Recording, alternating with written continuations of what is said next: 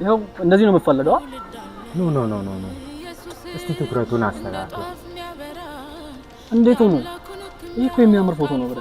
እና ደግሞ እንደ ሽፋን አድርገን መጠቀም እንችላለን አይደለም የኛ ትኩረት እኮ አይደለም ምስሉ ስለሚያምር ብቻ እንጠቀመዋለን ወይም ደግሞ እንደ ማከል ያገለግለናል ማለት አይደለም የኛ ትኩረት ይኸው እዚህ ጋር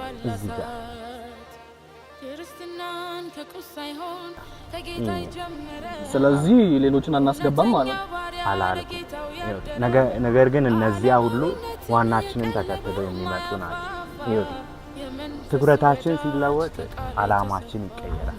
የዓላማችን መቀየር ደግሞ ትርጉማችንን ሙሉ በሙሉ ይለውጣል የኛ ትርጉም ተለወጠ ማለት ደግሞ ከንቱ ልፋት አይደል አሁን በደንብ ተግባብተን እስቲ የኛ ትኩረትና ዓላማ ይሄንን ነገር ማለት ነው